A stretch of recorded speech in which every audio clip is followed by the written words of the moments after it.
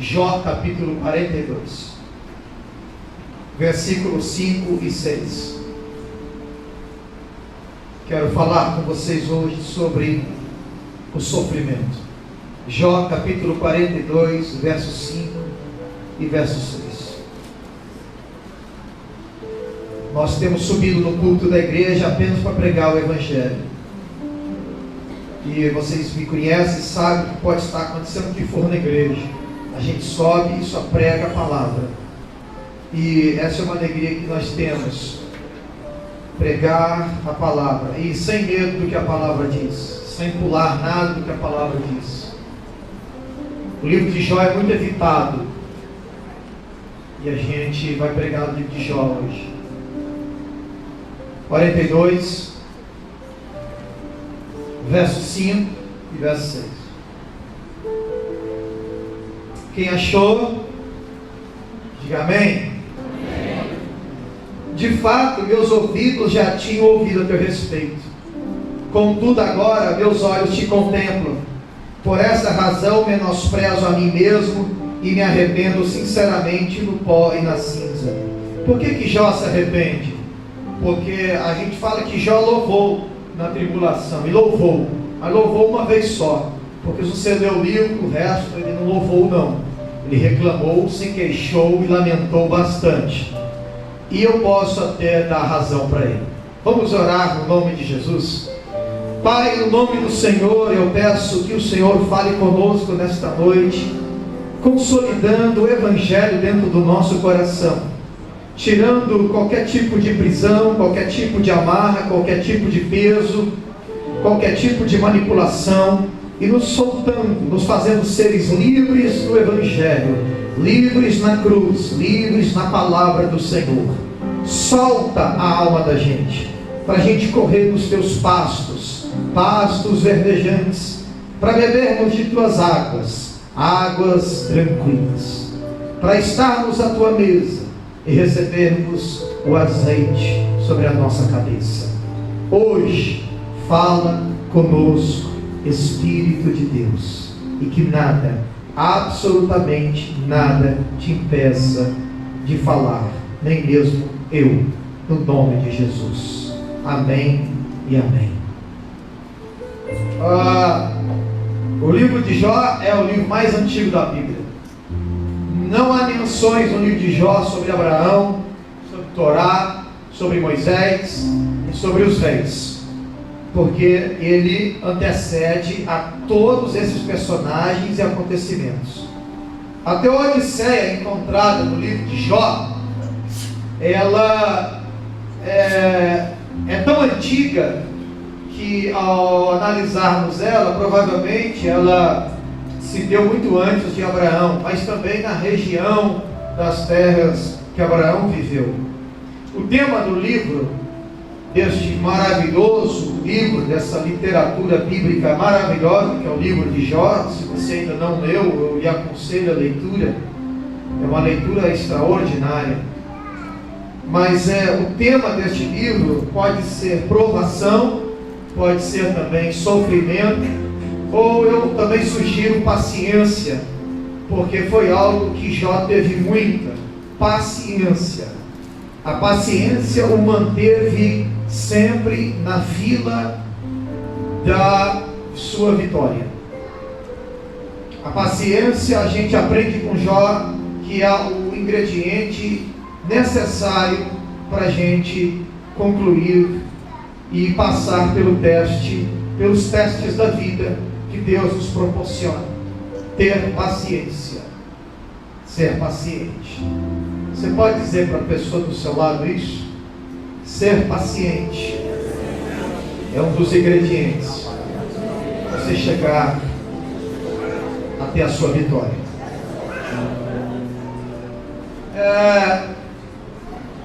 O livro de Jó é muito debatido. O livro de Jó tem muitas discussões em cima dele. Os rabinos, olhando para o livro de Jó, eles dizem coisas interessantes.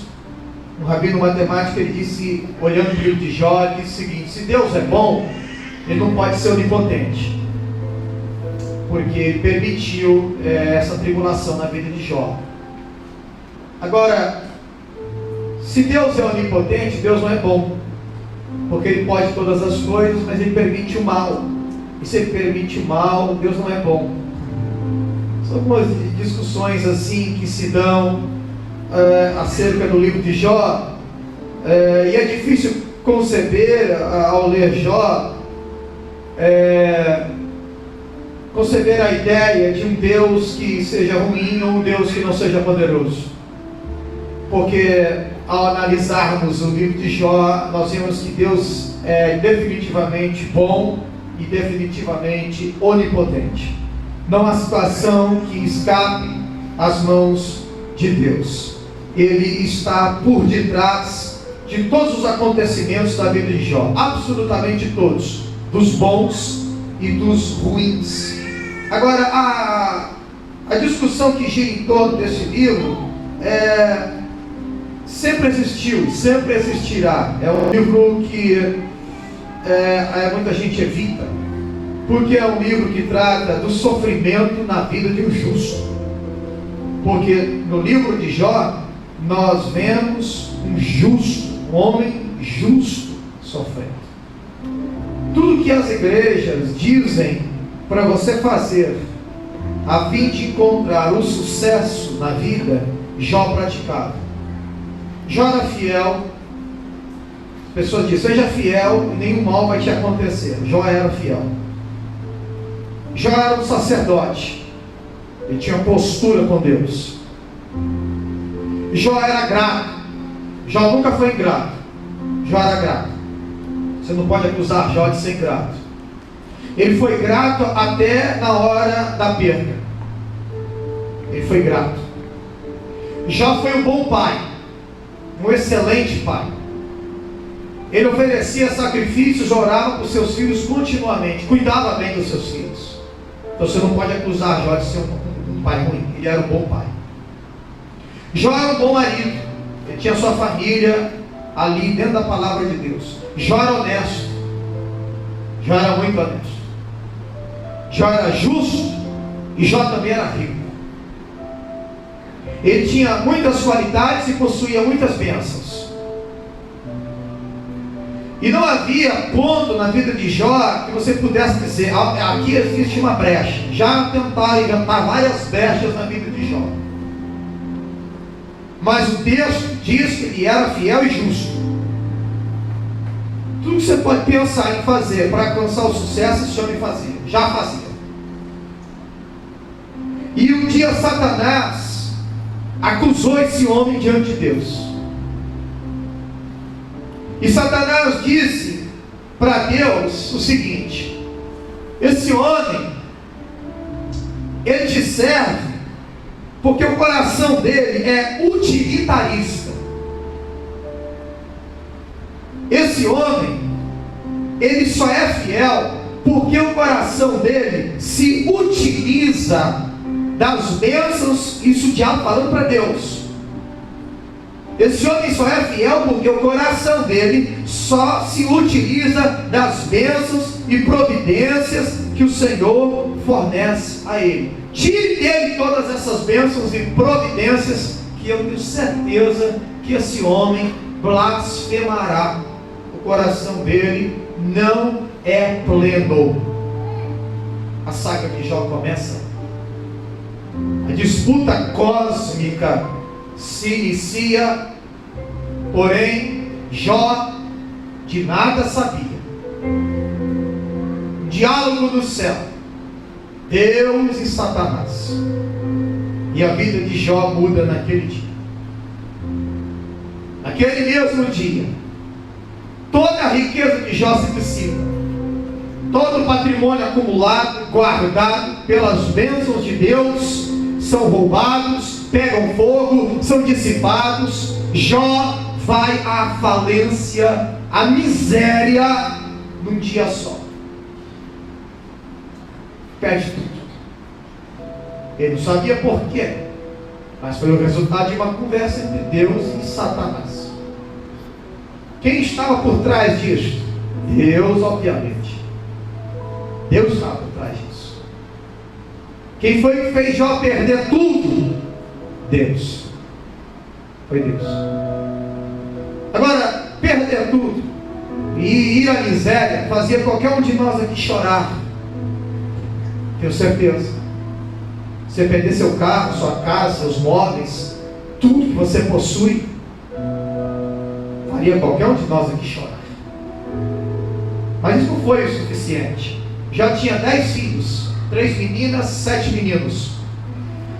E era uma família muito unida. Se confraternizavam demais. Tinha dinheiro, se banqueteava, fazia festas. E os 10 filhos estavam reunidos todos na mesma casa. Bateu um vento furioso. A casa caiu e os escombros mataram os 10 filhos de Jó num só dia. De onde veio isso? Ordem do céu. Ordem do céu. Perder um filho é perder a vida. Jó perdeu todos os filhos. Nenhum lhe sobrou. Seus 10 filhos, de uma vez, de supetão. Filhos bonitos, filhos saudáveis, filhos companheiros, filhos amigos, filhos de Jó. Todos se foram num só dia. E as notícias chegavam. E a última foi esta: Jó, seus 10 filhos estão mortos, debaixo de escombros. Resposta de Jó, ainda em choque, foi louvar a Deus. Ele rasga as vestes, raspa a cabeça, põe cinza sobre si, se joga ao chão e grita em louvor. O louvor de Jó dizia: no saí do ventre de minha mãe, e nu voltarei para lá. Deus me deu, Deus agora tirou. Louvado seja Deus. Dizem que quando louva a Deus, as cadeias são quebradas. Dizem que quando louva a Deus, Deus muda qualquer coisa. Mas quando Jó louvou a Deus, o resultado foi trágico. O diabo voltou do céu. E ele disse: esse homem não blasfemou, ele te louvou. Como resultado desse louvor, deixa eu tocar a carne desse homem. E agora ele blasfemará. E Deus disse: vai, toque, mas não tire a vida dele. No segundo dia, Jó acordou com um câncer de pele, feridas, um câncer já avançado. Tinha feridas no couro cabeludo, no rosto, em todo o corpo, até a sola do pé. Feridas purulentas, feridas que lhe ardiam a carne. Foi o resultado do seu louvor. Foi o resultado do fiel e grato louvor que ele dera a Deus. E ele, não sabendo como se livrar daquela dor, diz a Bíblia que ele pega pedaços de caco que talvez sobrara na casa dele, e ele se raspa com aqueles pedaços de telha, tijolo, vai raspando o corpo para tentar se livrar da dor que o câncer lhe causava. A vida de Jó foi arruinada. A vida de Jó foi sacudida. Mas ela não foi desgraçada, porque a graça Jó nunca perdera. A graça sempre ali esteve, mesmo numa aparente desgraça. Diante de tudo isso, Jó briga com a mulher. A mulher não suporta. O desespero dela foi muito grande. A mulher perdeu 10 filhos. E ela perdeu porque o Deus que Jó louvava mandou matar. Ela sabia. Não eram coincidências. Eram coisas vindas do céu. Não eram boas, mas vinham do céu. Diante disso, a Bíblia diz que chegou 3 amigos de Jó para poder consolá-lo. O nome deles era Elifaz, Bildade e Zofar. Quando eles viram Jó, o impacto foi grande, porque eles estavam acostumados a ver Jó feliz, bem vestido, com saúde, cercado dos filhos, uma bela casa. Quando eles chegam, o que eles veem é uma casa em ruínas, ao chão, apenas escombros. A mulher de Jó, frustrada, desiludida. E Jó, todo sujo, coberto de câncer, com a roupa rasgada, com cinza na cabeça, e em choque, estático, sentado na cinza, sem conseguir falar uma só palavra. Os 3 amigos, ao verem Jó, eles rasgam também suas vestes e sentam na cinza ao lado de Jó. O texto diz que eles ficam 7 dias sentados, sem dizer uma palavra, porque não era possível falar. O sofrimento era tão grande, a perda era tão profunda, que não se podia falar. Rompendo os 7 dias, começa-se então um diálogo entre os 3 amigos e Jó. E o diálogo se trata de um assunto que nos interessa muito e que é: por que é que sofremos? O tema do assunto. Por que sofremos? Obviamente esse é um debate filosófico, teológico, científico e perdura por milênios. Por que sofremos? Bem, na opinião dos 3 amigos de Jó, que tinham uma mente neopentecostal, podia até falar o nome da igreja deles aqui. Só não vou falar porque hoje é domingo. Se fosse terça eu falaria até o nome da igreja deles. Mas segundo os 3 amigos neopentecostais de Jó, Jó sofria por uma razão muito simples. Jó não tinha uma vida correta com Deus. Jó talvez não era dizimista, ou talvez ele não participou de uma campanha importante, ou talvez ele era rebelde, ou talvez ele não pagava certo o salário dos funcionários. Eles disseram que Jó poderia estar até roubando sem ninguém ver, que todo o patrimônio de Jó foi acumulado à base do ilícito. As acusações evangélicas são cruéis. Seu sofrimento, meu irmão, a vida não está no altar. As acusações vinham como flechas que queimavam no coração de Jó, porque Jó sabia que não era nada, absolutamente nada daquilo.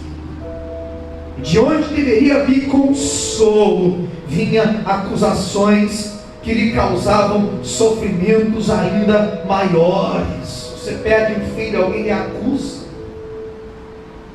Jó perdeu 10. Mas o fato é que na cabeça dos 3 amigos de Jó, neopentecostais, eles entendiam que um justo não pode sofrer. Tu ser fiel, tu ser justo, você não pode sofrer. E se você sofre, é porque você não é fiel. É o que chamamos de teologia de causa e efeito. Você não pode sofrer. Justo, fiel, não sofre. E essa teologiazinha desses 3 amigos, essa teologia medíocre, descuidada, ignorante, desumana, é pregada hoje por todo lugar. Justo, que é justo, não sofre. Se sofreu, pecado tem. Eles não sabiam porque Jó sofria, nem sabiam da graça de Deus que acompanhava cada segundo do sofrimento de Jó. E também não sabiam de todo o bem que esse sofrimento que Jó estava vivendo lhe traria. Eles não sabiam de nada. Eles nada entendiam. Nem tampouco sabiam que todo aquele sofrimento Deus estava ali.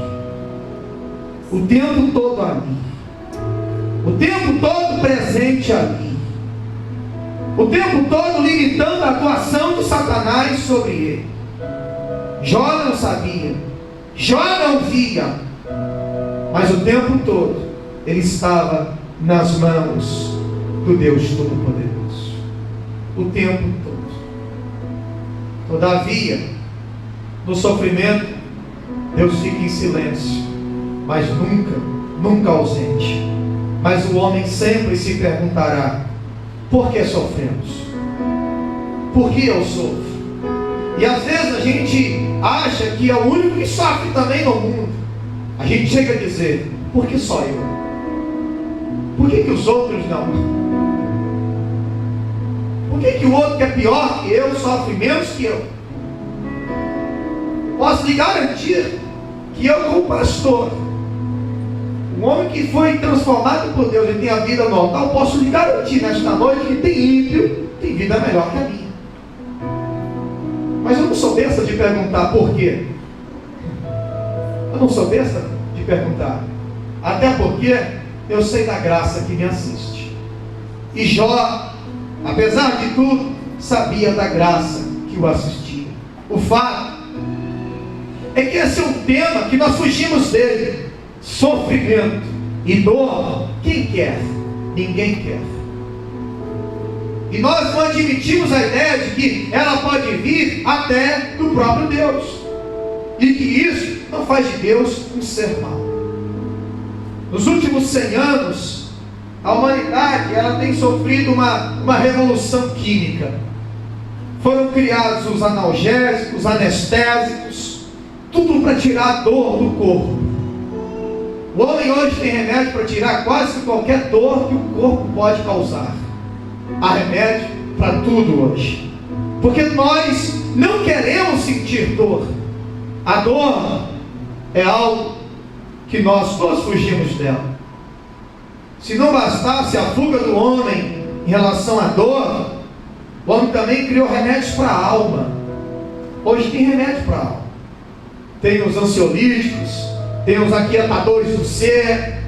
Se você está ansioso demais, você toma um remédio, aquilo te tranquiliza. Se você está em depressão, você toma um outro remédio, aquilo te levanta. Se você não quer dormir, tem um remédio para não dormir. Se você quer dormir, tem um remédio para dormir. Se você está muito agitado, tem um remédio para te acalmar. Hoje tem remédio para aquietar a alma e sossegar o corpo, porque nós evitamos de toda forma o sofrimento e não admitimos, obviamente, o sofrimento na vida da gente. Nós corremos da dor e ainda dizemos: dor e sofrimento não vem de Deus. Só que, como diz um amigo meu, ele diz assim: a dor não vem de Deus.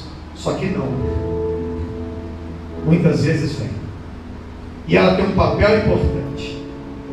E às vezes essas pessoas que fogem da dor, que fogem do sofrimento, e que a alma está destruída, elas entram numa igreja que prega coisas em nome de Deus, e o que elas vão ouvir lá são: Deus não tem para você nenhum tipo de programação de dor nem de sofrimento.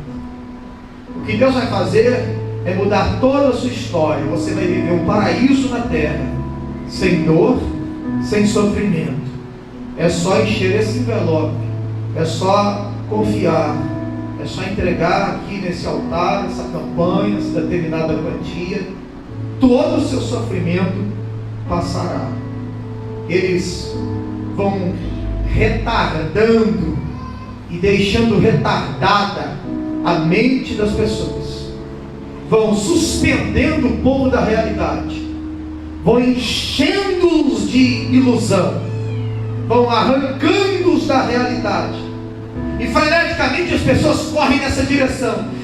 Uma vida sem nenhum sofrimento, uma vida sem nenhuma dor. É só eu fazer tudo que eles estão me mandando fazer, e não haverá sofrimento, não haverá dor nenhuma. E elas vão entregando tudo, e vão entrando tudo, e vão se estrepando toda. Porque essa vida não existe. Escutando um evangelho de super vantagens, e, lógico, um evangelho sem dor, este não é o evangelho cristão.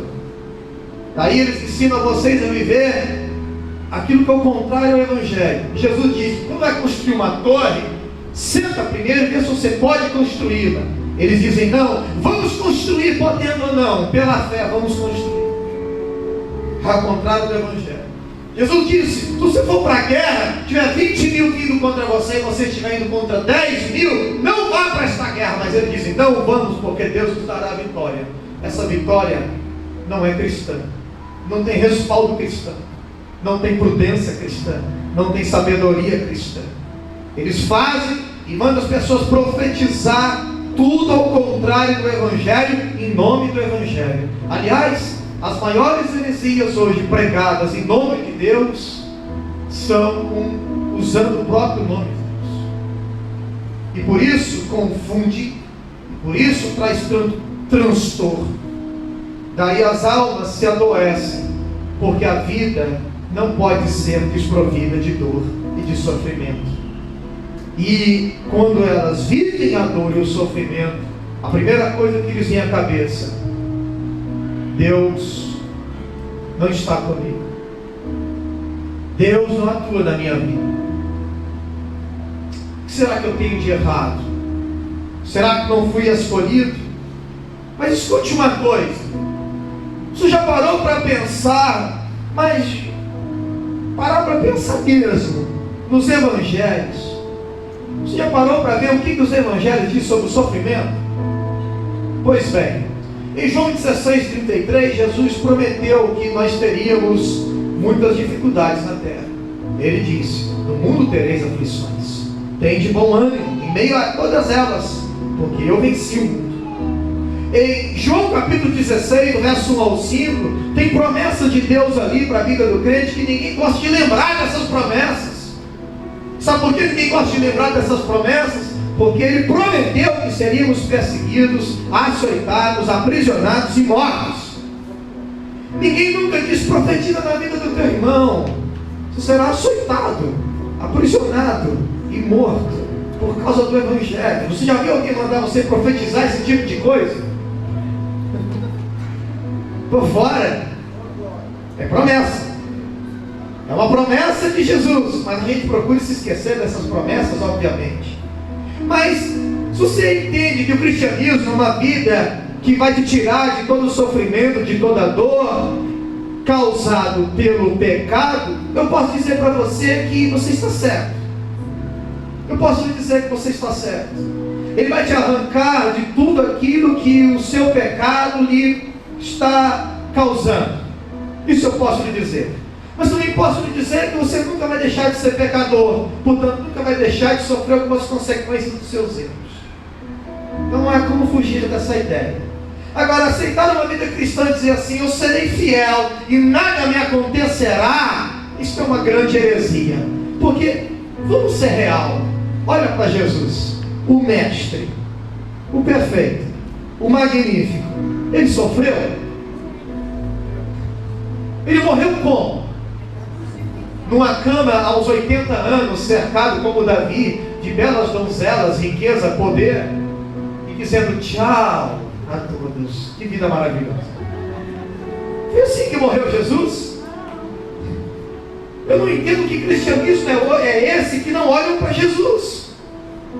Olha só a vida cristã. Venha, será rico, belo.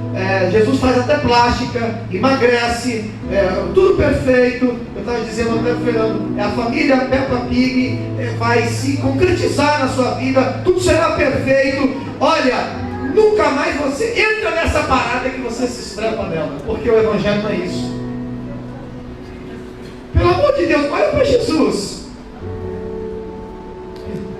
olha para o teu mestre, olha para a vida dele. Se estiver difícil olhar para a vida dele, então vamos olhar para os apóstolos. Tinha 12, só um não morreu assassinado. 11 foram assassinados de maneira bruta. Bruta! Eu já disse que outro dia, meu irmão, vida boa na Bíblia só teve um, foi Salomão. Salomão, o único problema que ele teve foi 1000 mulheres que atormentou um pouco ele.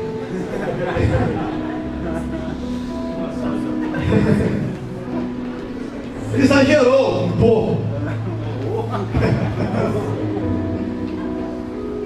Mas peraí, meu irmão, que evangelho é esse? Venha para cá, vou mudar a sua vida, tudo vai mudar. O que é isso?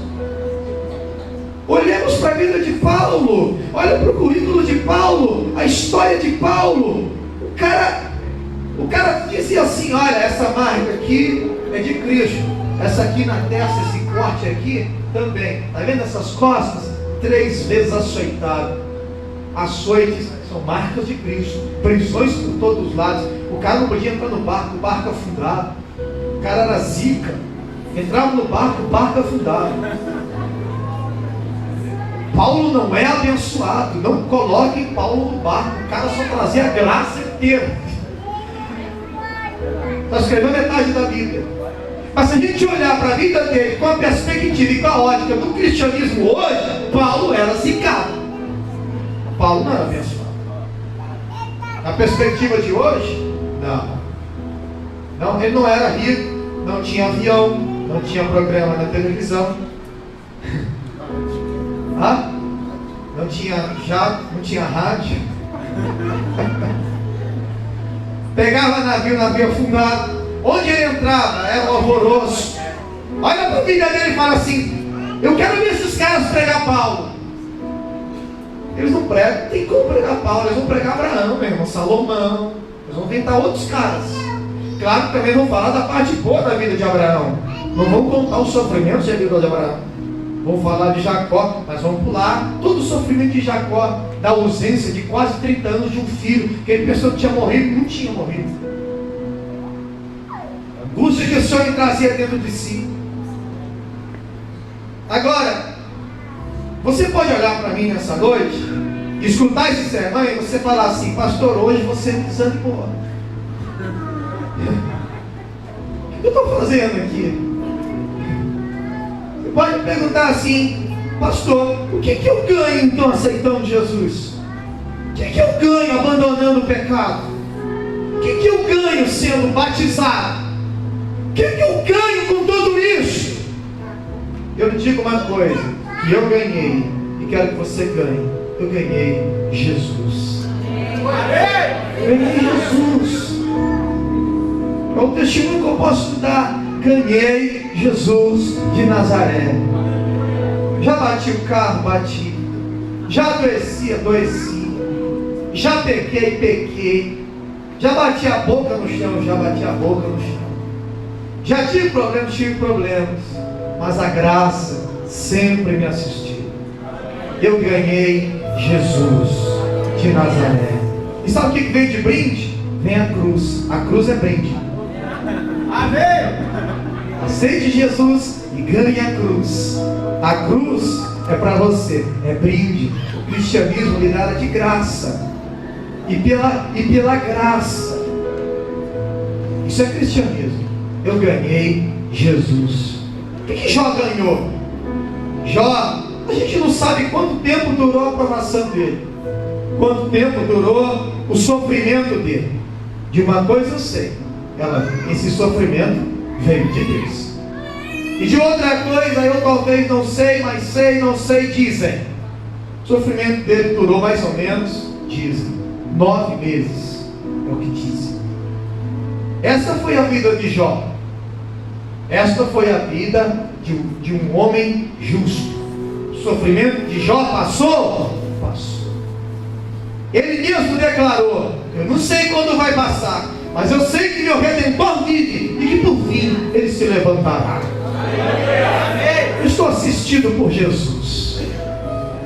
Eu perdi, deixa eu lamentar, deixa eu chorar, porque eu preciso chorar. Eu não sou de aço, eu choro mesmo, eu lamento mesmo. Eu até brinquei no seminário, já teve dias na minha vida que eu olhei para o céu e falei assim: Deus, o filme deve estar bom aí, né? O senhor está assistindo aqui, tá bom, né? Porque o senhor não muda de canal, o senhor não muda a história aqui. Às vezes o senhor põe até naquele negócio do slow, vai mais devagar. Parece que às vezes até o Senhor dá um replay. Tá bom o filme, né? Mas é a graça está ali, e eu sei que o meu Redentor vive, e que por fim Ele se levantará. Louvado seja o nome de Jesus. Glória a Deus. Aí você olha para a vida de Jó, você pergunta, mas o que o sofrimento trouxe de benefício para a vida de Jó? Aí eu volto naquilo que eu li inicialmente, em nome de Jesus. Qual o benefício que o sofrimento trouxe à vida de Jó? Vamos colocar de pé em nome de Jesus.